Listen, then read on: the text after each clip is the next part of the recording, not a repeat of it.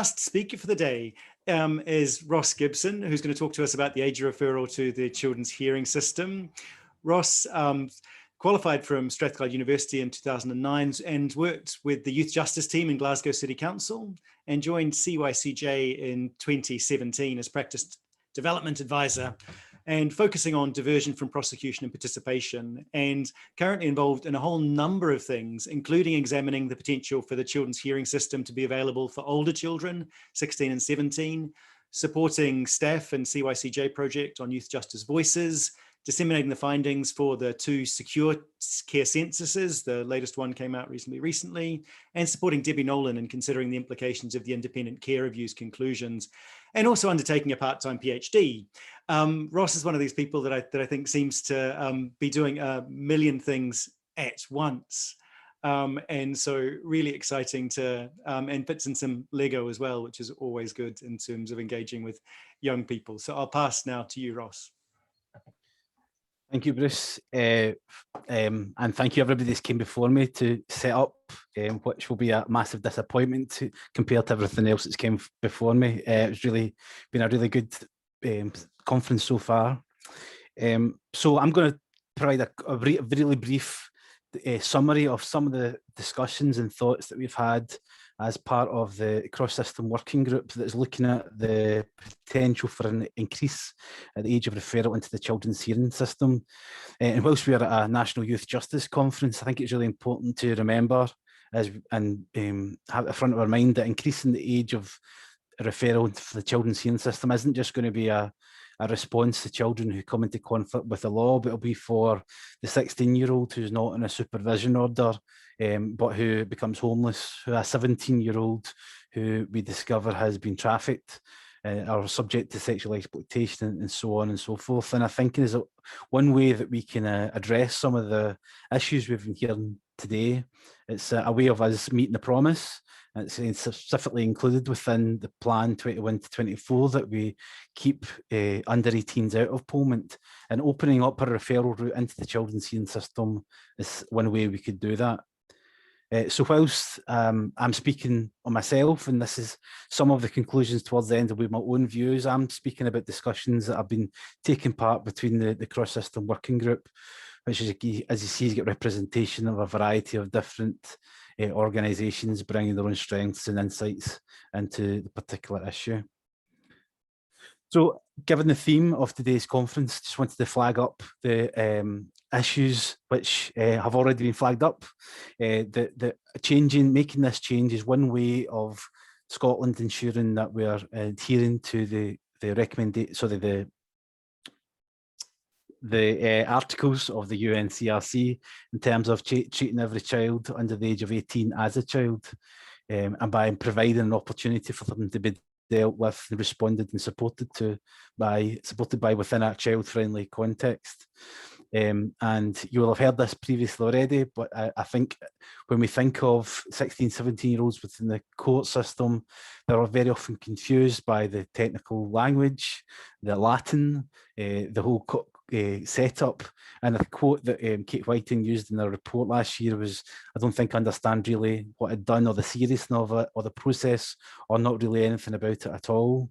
So I think that in light of that, any move where we can support a child in a more child-friendly setting is something that we should be thinking about. So I want to just cover some of the conclusions that were reached by the public consultation before I go on to talk about some of the discussions that took place within the work group. What the public consultation came back with was a very broad, supportive statement towards this potential change, but it did highlight a couple of things that I think is worth considering and has certainly been considered within the working group that I've been part of. It will potentially lead to increased volume and complexity of referrals. The complex nature of life when you're 16, 17-year-old that we're already seeing within the children's hearing system, with making this change potentially going to see a larger number come into the system, that's going to require better understanding amongst practitioners, amongst panel members and reporters and so on. And the complexity of those needs are something that we really need to think about if we were to make this change. I think what also came out of the public consultation was that this was an opportunity for greater use of restorative justice, which isn't always as available through the criminal justice system or through court. So by making this change, we're actually responding in a better way to the needs of victims who may want to engage in restorative justice, and opening up an avenue that Scotland wants to pursue in any case. There was also some concerns within or challenges rather, within the public consultation, and that being round about the potential response to non-compliance, as they saw it, non-compliant behaviour of older young people. Whereas if somebody was subject to a community payback order, there was always the opportunity of returning the order to court. There was a view within the consultation that possibly couldn't take place within the context of a CSO in the same way. And there's also consideration and challenges around about the smooth transition between child and adult services, but for my mind, that's challenges that are already in existence. And there was the concerns around the increased demand upon services. If you can think about if all 16 and 17-year-olds who met the criteria for compulsory supervision were funneled through the children's hearing system, that could result in greater demands upon the local authority. But I suppose that's an opportunity to meet need rather than a challenge upon resources. I think one of the areas where it could have the biggest or a big impact would be upon secure care provision. As of the 12th of June, 18 children within Polmont were aged 16 or 17. Now, whilst the decision whether to place the child into secure or Polmont might be made in a different arena depending on the nature of the offence, and given that a lot of those children are there on remand, there's a really good chance that those children aged 16 or 17 wouldn't be entering Polmont at all. That's surely what we should aspire to. And as of this morning, 80 of the 84 beds in secure care were occupied. So it's not, for me, it's not just the case of making this change in all children in Polmont moving over into secure care. Surely we've got to be thinking about community-based alternatives for those children in any case. But there is this consideration has got to be made as to what impact this will have on secure care. Currently, 2/3 of the secure care population is 15, 16 or 17. If we were to add 18 children into that, that would move that roughly around about 75% of the population being 15, 16 or 17. That's going to have a slight change in the atmosphere and the dynamics of the secure care environment.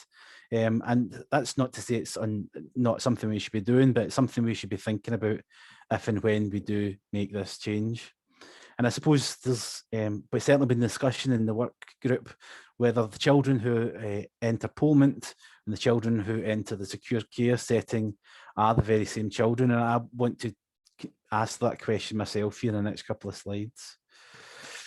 So actually, I should have taken out the references at the top of this and asked if anybody could guess which column referred to secure, which column referred to Polmont. But as you can see, there's a fairly similar trend in terms of some of the life experiences of those who are in secure care compared to those who are in Polmont. And at the same time, if we were just boiling it down to adverse childhood experiences, then you can see that within the secure care environment, actually the needs, the vulnerabilities of children are slightly higher than those who are in secure care in some domains, but generally it's a very similar picture. So the idea that there is a distinct population of children who enter Polmont versus those who enter secure care is perhaps something that I would say it needs to be looked into a bit more detail. Also, the nature of the behaviours of the children who are in secure care is fairly similar as well.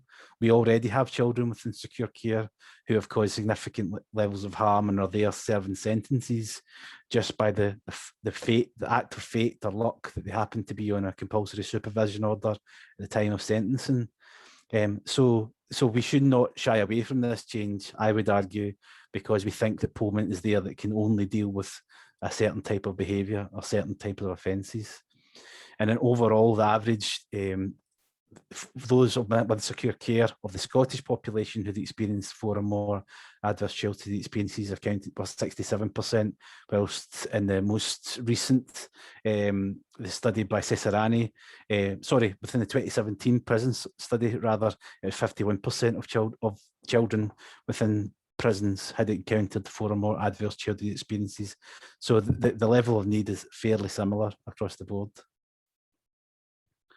So just thinking about some of the potential recommendations that might be made by this group, and I'm saying potential because this is still to be concluded, but it will be concluded August, September this year, and then the report will be passed to the Scottish Government for them to make some decisions. Potentially it's going to have some impact in the following areas. That we know that some members of the workforce may need some support to feel more confident in supporting this particular population. And I suppose that's where CYCJ's postgraduate certificate might come in handy. And it's also a role for CYCJ and other partners to help equip the workforce to feel more confident and comfortable supporting 16 and 17-year-olds within the children's hearing system compared to within the adult justice or other settings. But I'll go back to the point I'm making. We are already doing it. We are already supporting 16 and 17-year-olds through CSOs. It's just about increasing the volume of it and perhaps the complexity of it. I think there might be some recommendations regarding victims here. The way that victims receive information and insight into the proceedings in court is very different to the way it takes place in children's hearing system. So in order to respond to the concerns of some victims may have, or rather we may have on behalf of victims as well, it may be that there's recommendations about how that could be handled in a slightly different way. Whilst the theoretical underpinning behind interventions remain the same, regardless of whether the child is subject to a CSO or a CPO, I think there's going to be more interventions targeted around about things like housing, mental ill health, employment, trafficking, child sexual exploitation, and so on. So I think we might see a change in some of the types of work that the workforce will be doing for this change to be made. So forward thinking, we might need to think of the way and upskill some parts of our workforce to respond to these needs.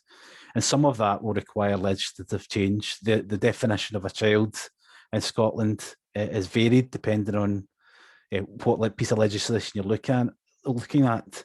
If we were really to keep the promise of enshrining children's rights and to act in accordance to the UNCRC, then I think that legislative change in that regard will be required. So those are just some of the recommendations. Happy to discuss that in more detail with anybody if they wish, as would other members of the work group, which is led by Neil Hunter from SCRA. So thanks very much, Bruce. I'll hand it back over to you. Fantastic. Thanks, Ross, for that really amazing presentation. There's so much in there that we need to be working on.